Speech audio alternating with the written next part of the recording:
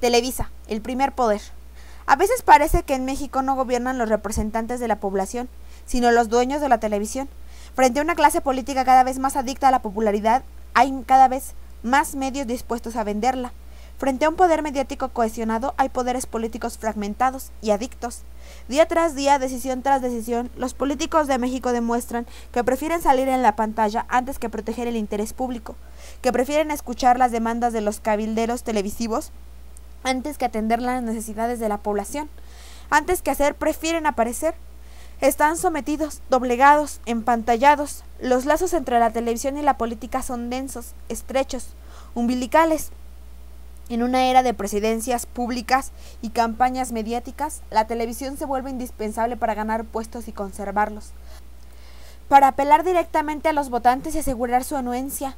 En una era en la cual 90% de la población obtiene información política a través de la televisión, los políticos se ven obligados a posicionarse en la pantalla. En una era en la que nada es real hasta que aparece en la televisión, quien aspira al poder tiene que domesticarla. En el nuevo dictum de la política posmoderna, el poder ya no surge de la punta de una pistola o del esfuerzo movilizador de los partidos. El poder proviene del ángulo de la cámara. Antes, los dirigentes partidistas elegían temas y candidatos, ahora la televisión lo hace. Los productores y los locutores definen la agenda para el público y deciden quién hablará en favor de ella. Los comentaristas nos dicen lo que la gente razonable debería pensar y después llevan a cabo una encuesta para determinar qué pensamos sobre lo que nos acaban de decir. Y después los políticos ansiosos auscultan los resultados y hacen públicas sus opiniones, sus posiciones al respecto. Recortan su conciencia para adecuarla al tamaño de la pantalla. En la última década, el gobierno mexicano ha ido perdiendo terreno frente al poder creciente de las televisoras, a las que no logra o no quiere controlar, regular o sancionar. A diferencia de hace 10 años, como lo afirma José Carreño Carlón, los políticos necesitan más a los medios que los medios a los políticos. Esa cesión de espacio entraña riesgos para una democracia que enfrenta un proceso de consolidación cuesta arriba, y esa genuflexión afecta la calidad de la democracia, la debilita, la merma, la condiciona, la limita. La televisión con frecuencia actúa como un poder en sí mismo, a su libre albedrío, con su propia agenda, persiguiendo sus propios intereses. Se erige en poder judicial, se convierte en juez, inicia juicios mediáticos y los lleva a cabo sin rendir cuentas por ello. Peor aún, la televisión tiene la capacidad de remodelar la agenda legislativa según convenga a sus intereses, promoviendo algunas iniciativas y congelando otras. Como cualquier otro poder sin restricciones, el poder de los medios se ha vuelto abusivo. Basta con recordar la llamada ley Televisa aprobada en el 2006, una ley que corría en contra del interés público, una ley que dañaba al consumidor, un dictamen votado en 7 minutos, sin un voto en contra, sin una abstención, una iniciativa que olía mal, una iniciativa que aparentaba ser lo que no era y debería ser, una reforma integral y democrática capaz de fomentar la competencia real, la desconcentración verdadera, la regulación auténtica, la ciudadanización necesaria, la rendición de cuentas completa, una reforma que colocaría el interés público por encima de los intereses privados, una reforma que le devolvería a los ciudadanos parte del poder que han adquirido los concesionarios. Pero el dictamen que los diputados aprobaron con tanta celeridad estuvo lejos de ser eso.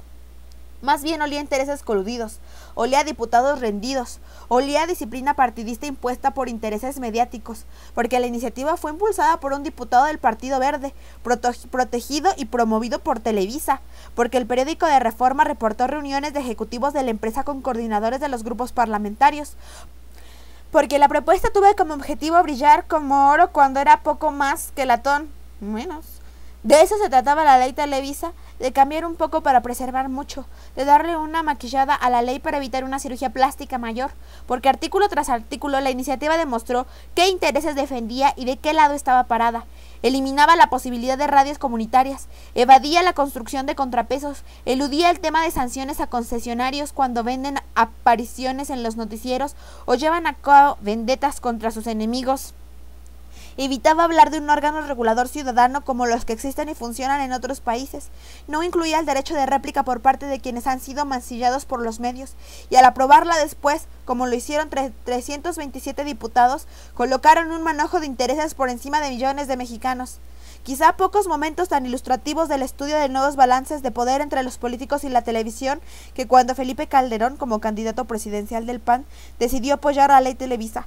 cuando dio instrucciones a la bancada del PAN en el Senado en ese sentido, pocas cosas tan dolorosas en este episodio como contemplar la cara desencajada de varios senadores del PAN cuando salieron de la reunión con su coordinador parlamentario, donde se les dijo que Felipe necesitaba remontar los 10 puntos de distancia que lo separaban de AMLO, y que para ello era necesario que se le tratara bien en los programas como La Parodia y en El Privilegio de Mandar, y que para ello era necesario que Calderón claudicara antes de ganar. Pocas cosas tan lamentables como enterarse de la participación de su coordinadora de campaña, Josefina Vázquez Mota, en esta operación, pensando ellos que todo se valía para arribar a la presidencia, ignorando que con esta decisión ya habían limitado el margen de acción que tendrían allí. Algún día, como dice la experta en medios Fátima Fernández Kristliev, se contará la verdadera historia detrás del comportamiento de la Cámara de la Industria de Radio y Televisión en ese episodio lamentable, de la oposición inicial de algunos al apoyo generalizado de todos, incluso de aquellos, los jugadores pequeños en el sector, a los cuales les perjudicaba la ley. Algún día se sabrá cómo los presionaron y cómo los chantajearon. Algún día se sabrá por qué comenzó la ofensiva privada en un espacio público.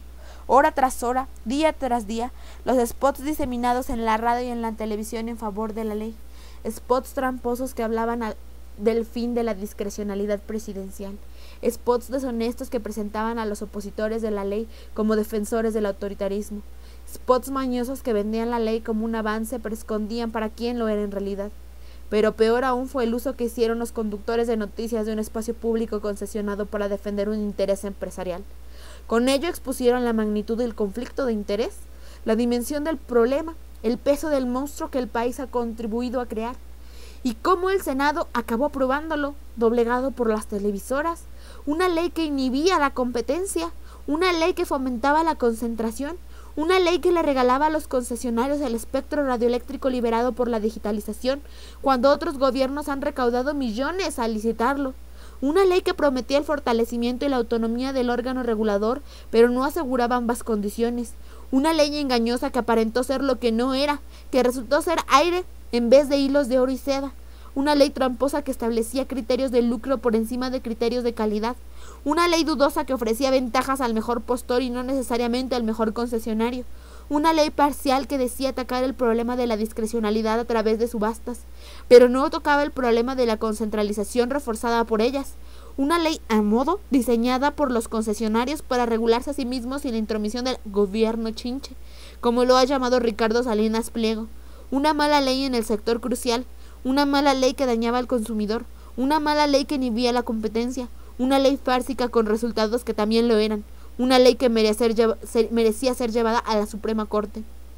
Como en el traje nuevo del emperador, Televisa y TV Azteca prometieron hilar un atuendo magnífico y excepcional para la República. Vendieron la idea de una ley fantástica con colores y patrones nunca vistos. Con ella vendría la modernización buscada, la innovación necesaria, la competencia anhelada, dijeron. Pero al igual que en el cuento para niños, los estafadores armaron un telar vacío, fingieron trabajar en nombre de una mejor regulación nacional cuando en realidad buscaban proteger un coto particular, y se excedieron al hacerlo, con privilegios desmedidos y ventajas indebidas, con refrendos automáticos y a perpetuidad, con concesiones de 20 años cuando en muchos otros países duran solo la mitad, con la posibilidad de hacer nuevos negocios de internet, telefonía y video sin pagar al Estado una contraprestación por ello, con la conformación de un órgano regulador, la COFETEL, diseñado a medida de sus intereses. Fue tal su voracidad que generaron una reacción frontal ante ella. El Tribunal Supremo desnudó al Congreso, a todos los diputados que aprobaron la ley Televisa y a todos los senadores que votaron por ella sin chistar. Se pierde el control sobre el mejor aprovechamiento del espectro, un bien de dominio público, argumentó el ministro Valls Hernández. Se viola el artículo 28 constitucional al favorecer la formación de monopolios, recalcó el ministro Góngora Pimentel. No garantiza la soberanía y rectoría del Estado, señaló el ministro Franco Salas. Se da privilegios a unos y no a otros, sugirió el ministro Aguirre Anguiano. Se priva al Estado al derecho irrefutable de recibir una contraprestación, dijo el ministro Silva Mesa. Es inconstitucional, repitieron en una sesión después de otra. La Suprema Corte expuso la irresponsabilidad del gobierno y cuán reprobable fue su actuación, la rectoría estatal que estuvo dispuesta a sacrificar, la competencia que quiso obstaculizar, la discrecionalidad que no tuvo problema en perpetuar, los privilegios que estaba en la mejor disposición de consagrar, la regulación en nombre del interés público en la que no pensó, las barreras de entrada ante nuevos concesionarios que erigió, la libertad de expresión que puso en peligro, las múltiples violaciones a la Constitución en las que incurrió al aprobar la ley Televisa como lo hizo. Ese Congreso poblado por políticos que están entre la espada y la pared, entre la contienda presidencial y la pantalla televisiva con la cual ganarla, entre el chantaje de los concesionarios y la competencia de los partidos, políticos atrapados, políticos presionados, políticos que se volvieron irresponsables y la Suprema Corte les recordó cómo y por qué. La discusión, artículo por artículo de la ley Televisa aireó todo lo maloliente que contenía y todo lo que el Congreso aceptó. Ahora bien, muchos pensamos que después de lo ocurrido la reforma electoral del 2007 encararía la presión creciente de la televisión y contribuiría a erigir un muro de contención ante su poder desmedido. Eliminaría la seguridad de que las televisoras recibieran millones de pesos durante cada temporada electoral a través de la venta, a precios discrecionales por cierto, de spots a los partidos y a sus candidatos. Eliminaría el gran instrumento de chantaje que tenían sobre la clase política, como la que usaron contra todos los candidatos presidenciales en la elección del 2006. Dificultaría la posibilidad de que las televisoras pudieran sacar leyes a modo.